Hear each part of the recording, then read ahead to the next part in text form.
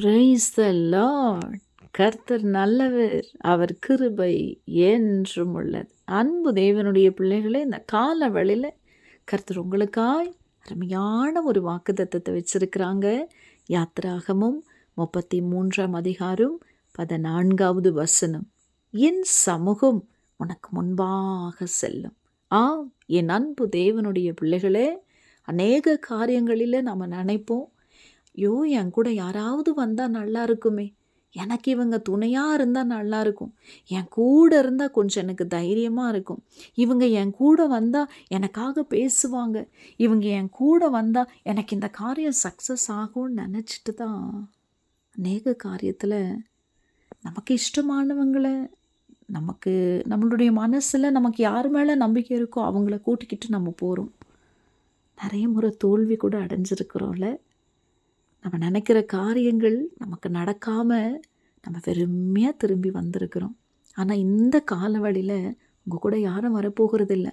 ஒருவேளை நீங்கள் நினைக்கிறீங்களா, எல்லாரும் எனக்கு இருக்கிறாங்க, ஆனால் அந்த காரியத்தில் எனக்கு தோள் கொடுக்க, இந்த காரியத்தில் எனக்கு தைரியத்தை சொல்ல, இந்த காரியத்தில் எனக்கு உதவியாக இருக்க, இந்த காரியத்தில் எனக்கு பக்கபலமாக இருக்க, எனக்காக பேசுகிறதுக்கு யாருமே எனக்கு இல்லையே. எல்லாரும் இருக்கிறாங்க, ஆனால் நான் மட்டும்தானே என் காரியத்துக்கு ஓட வேண்டியதாக இருக்குது, என் காரியத்திற்கு நான் ஓடி திரும்பி வர வேண்டியதாக இருக்குது. எனக்காக யாருமே இல்லையே, ஒத்தாசை கூட யாருமே இல்லையே, ஆறுதலு கூட யாரும் இல்லையே, தைரியம் சொல்லக்கூட யாரும் இல்லையே. ஏன் நீங்கள் யாரையோ எதிர்பார்க்குறீங்க?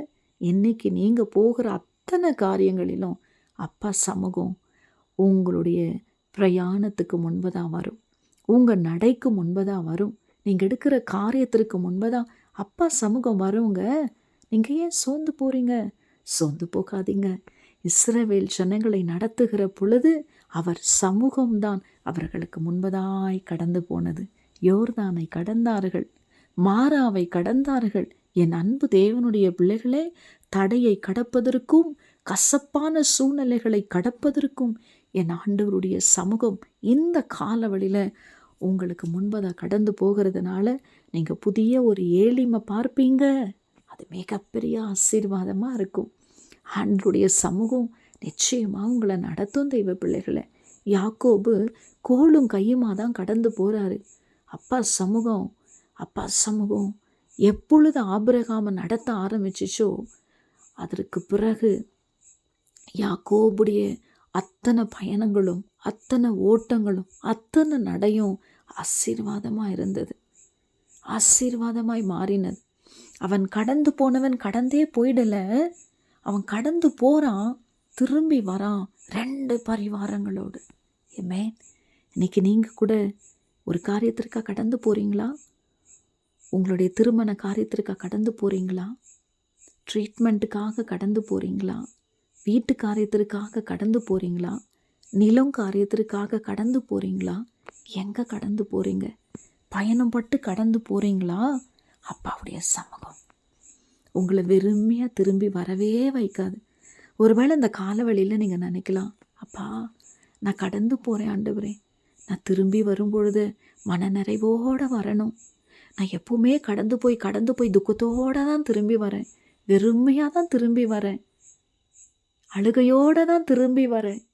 ஆனால் இன்னைக்கு நான் திரும்பி வரவே கூடாது, நான் வெறுமையாக வந்துடக்கூடாது, நான் மகிழ்ச்சியாக வரணும், நான் தோற்று போன பிள்ளையாக வந்துடக்கூடாது, நான் கண்ணீரோடு வந்துடக்கூடாது. நான் போகிறேன், நான் திரும்பி வரும்பொழுது சந்தோஷமாக திரும்பி வரணும். ஆமென். சில நேரங்கள் கஷ்டமான சூழ்நிலைகளில் சீட்டு எடுத்துடலாம், இந்த பிரச்சனையை மாற்றிடலாம் அப்படின்னு போவாங்க. ஆனால் சீட்டு எடுக்கவே முடியாது, அப்படியே கண்ணீரோடு திரும்பி வந்துடுவாங்க. எடுக்கவே முடியலையே, கடந்து போனோம், இந்த காரியத்தை நம்மளால் சுதந்திரிக்க முடியலையே, வெறுமையாக வரும். ஆனால் இன்றைக்கி நீங்கள் வெறுமையாக வரவே மாட்டீங்க. ஒரு புதிய வாசலை தேவன் உங்களுக்காக தரப்பார். யாக்கோபு 2 பரிவாரங்களோடு திரும்பி வந்தது போல அவன் ஜீவன் தப்பிக்குள்ளே ஓடுறான். ஆனால் தன் சகோதரனுக்கே அவன் நிறைய பரிசுகளை கொடுக்கும்படியாக, கிஃப்ட்ஸை கொடுக்கும்படி ஆண்டவர் நம்முடைய கரத்தை ஆசீர்வதிக்கிறார். ரெபேக்காள் அவங்க அம்மா போய் தண்ணி மொண்டுட்டு வாமா அப்படின்னு தாங்க அனுப்பிச்சி வச்சாங்க. அவள் தண்ணி முள்ள தான் போனான்.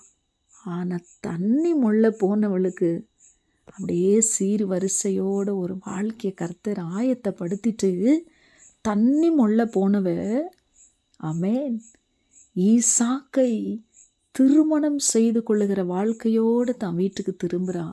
தன் வீட்டார் அவளை வாழ்த்தி அவளை ஆசீர்வதித்து அனுப்பி வைக்கிறாங்க.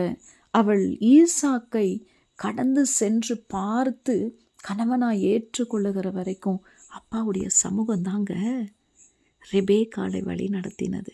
அதே தெய்வ சமூகம் உங்களையும் வழி நடத்தும், உங்களையும் வழி நடத்தும். கர்த்தர் உங்களோடு இருப்பார்.